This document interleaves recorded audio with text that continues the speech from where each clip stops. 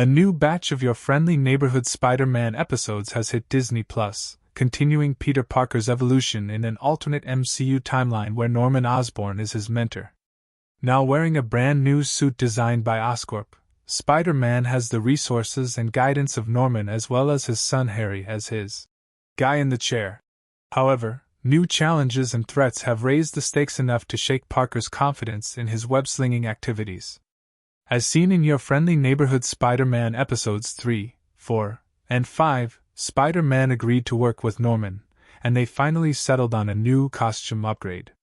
Working with Harry, who inadvertently discovered his secret identity, Spider-Man has seemingly settled into a new status quo. Meanwhile, Lonnie Lincoln continues to spend time with the 110th Street Gang and their ongoing war with the Scorpions. Keeping that in mind, here's our recap and ending breakdown for Your Friendly Neighborhood Spider-Man episodes 6, 7, and 8. Your Friendly Neighborhood Spider-Man episodes 6, 7, and 8 recap. Lonnie is put on academic probation due to all his time being spent with the 110. Peter gets paired with Pearl as her new science partner. Peter tries to bond with Harry and Nico at his apartment. Attending a charity event for an Avengers Relief Fund, Norman meets with Secretary Ross, offering government contracts and security upgrades in exchange for turning a blind eye to Spider-Man. Getting an alert while at the charity event, Norman has Peter check on a security breach at Oscorp, leaving Harry and Nico. Spider-Man finds Daredevil at Norman's computer. Fighting on the roof, Daredevil tells Peter that Osborn is hiding something. Harry accidentally reveals Peter's secret after Nico claims they told each other everything.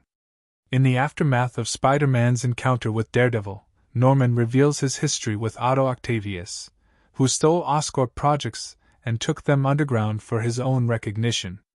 Norman believes Daredevil was hired by Otto. Nico is hurt that Peter didn't tell her he was Spider-Man. The Scorpions find the 110 safe house.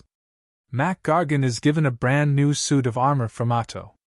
Norman is trying to track down Otto by scanning for unique energy signatures from his tech, and Spider-Man starts tracking a gamma signature. Harry meets with Nico to try and smooth things over. The duo eventually starts bonding and end up in a drag race with Hot Rod. At the end of the drag race, Nico is protected by her amulet, which looks to contain some kind of magical power tied to her family history. Pearl comes to 110 to confront Lonnie, right as Gargan attacks in his new Scorpion armor, though Spider-Man soon arrives as well. Scorpion eventually gains the upper hand, overheating his armor before stabbing Spider-Man while Norman is distracted trying to locate Otto. Norman sends a glider to save a wounded Spider-Man. Spider-Man is cared for by Oscorp doctors and scientists who take his blood. Animal subjects are also brought into Oscorp, presumably to test it. While in recovery, Norman says he needs Spider-Man to reach a higher level, and that their relationship might need to end if he can't do so. Peter suffers nightmares, and he's worried he'll never be strong enough. Norman sends Ross after Otto for violating the Sokovia Accords. During the raid, Otto's arms are shown attacking, but aren't yet connected to Otto himself, though Iron Man arrives and Octavius is arrested. While Peter and Pearl are working on their science project, Lonnie shows up and reveals that the 110 are going after the Scorpions and that he wants to see things through, prompting Pearl to break up with him, while Peter begs Lonnie not to go back. Peter talks with Norman, who tells him to stop holding back and embrace his power. With great power comes great respect. The 110 meet with the chameleon who points them in the direction of Otto's gear. Harry tells Peter that what Spider-Man needs to be should be up to him, before revealing he had a new costume made inspired by Peter's designs. Daredevil and Spider-Man's Showdown explained. Wearing an all-black suit with red eyes, this alt-MCU timeline's Daredevil, voiced by Charlie Cox, encounters Spider-Man in Norman's office, attempting to investigate and presumably find any dirt on the Oscorp CEO. Seeing the man without fear as a criminal who's breaking and entering, Spider-Man starts fighting with Daredevil, who tries to make Spider-Man see that Norman is supposedly hiding something. However, Daredevil does believe that Spider-Man is trying to do the right thing. While they may have fought each other during this first encounter, seeing Daredevil and Spider-Man suited up and sharing the screen together is pretty exciting. Despite being in an adjacent timeline to the main MCU and animated, it's very cool to see them matching blows with their unique abilities and heightened senses. Likewise, one can imagine that a future team-up later on in the series or in future seasons is likely in the works. Scorpion's new MCU armor explained.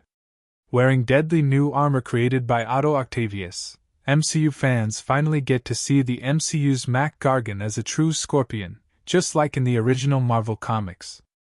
Essentially just a green rig on his chest with a long prehensile tail, this more conservative look for Scorpion fights the MCU incredibly well. That said, he's still a major threat to Spider-Man and nearly killed the wallcrawler had Norman not sent a glider to rescue Peter after Gargan used his tail to stab him.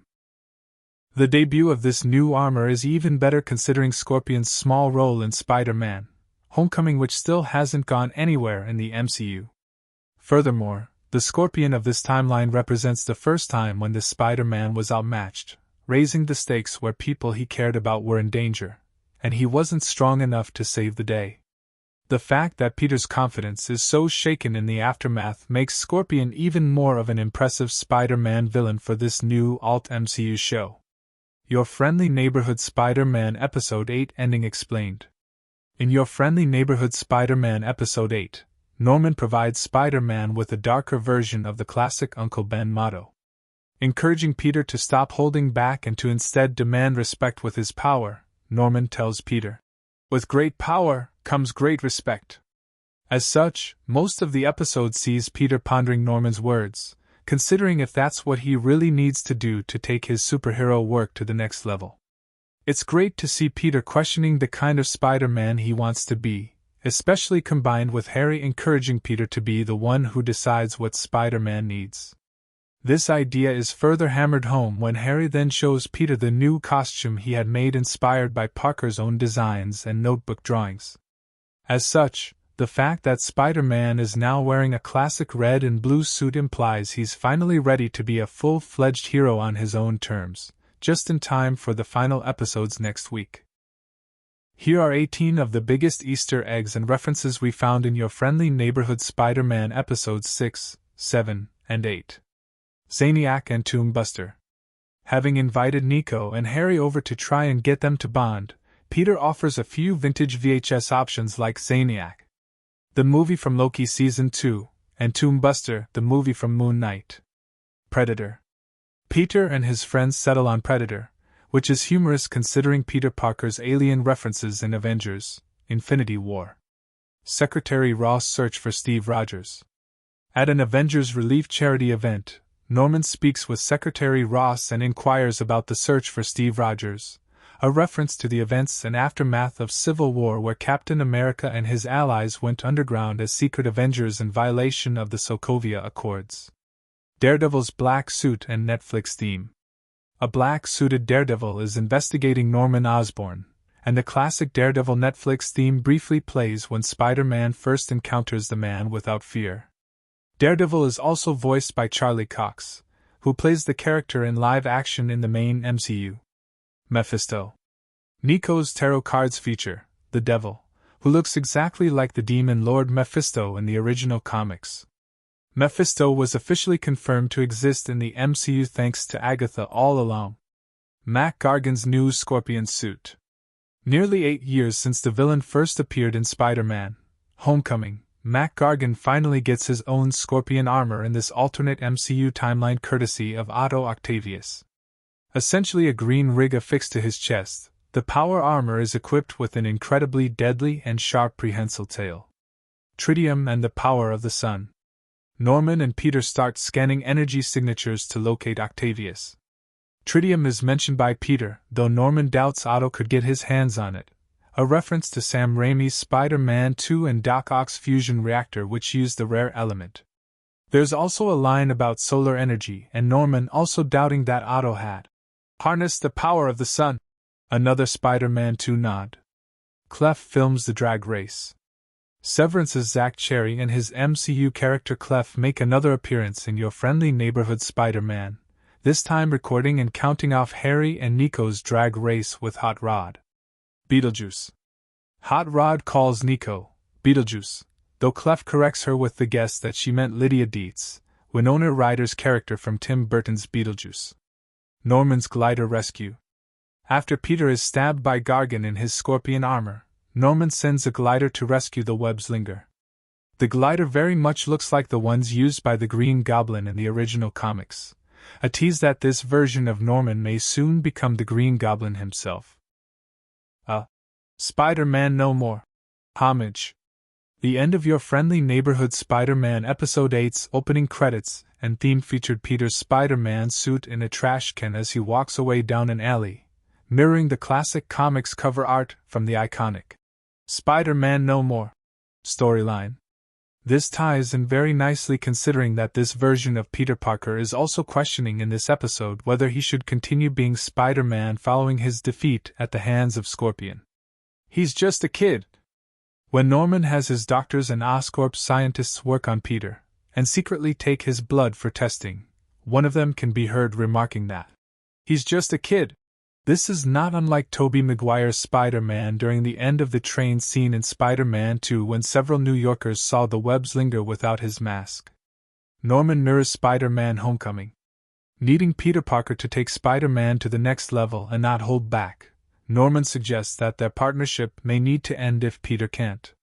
This mirrors when Tony Stark takes away the Spider-Man suit in Homecoming after Peter tried and failed to stop Vulture and Mac Gargan's weapons deal in the main MCU timeline. Otto's arms. With Norman presumably having sent Ross Otto's location, Octavius takes down several SWAT teams using his classic mechanical arms from the comics. However, the arms remain in the background and are not yet fused to his body as they are on the page. That said, there was a previous line from Peter about how Otto's use of gamma radiation with his tech was risky as it could overheat, causing radiation burns and fusing to the skin. Keeping that in mind, this seems to have already happened with Gargan and his scorpion armor. When he overheated his suit to free himself from Spider-Man's webs, it seemed as though he made the suit a permanent fixture of his body, just like in the original comics. As such, the same could end up becoming true for Octavius as well in future episodes/seasons. Iron Man arrests Doc Ock. Iron Man arrives to provide Ross' team with backup, arresting Otto for violating the Sokovia Accords. Not only does the classic Avengers theme play, but Iron Man's animated design mirrors the earliest days of Marvel Comics, much like how Spider-Man and Doctor Strange are patterned after their depictions by original Marvel Comics artist Steve Ditko. The MCU's chameleon. Dmitry Smerdyakov returns to Your Friendly Neighborhood Spider-Man, though this time he's wearing a white mask around his face to conceal his identity. As such, this officially makes him this alternate MCU's timeline's chameleon, just like his original comics counterpart. First look at Uncle Ben. While considering his next move as Spider-Man, Peter looks at a photo on the fridge of himself, Aunt May, and Uncle Ben. Notably, this is the first look at what Uncle Ben might have looked like in the main MCU timeline. Go get him, Tiger. After revealing the classic Spider-Man suit he had made for Peter inspired by his drawings and designs, Harry Osborn tells Peter to go get him, Tiger. This is a classic line from the comics and past Spider-Man movies, though it's one that's typically attributed to Mary Jane Watson and her first appearance, as well as at the end of Raimi's Spider-Man 2. The final 2 episodes of Your Friendly Neighborhood Spider-Man are set to release February 19th on Disney+.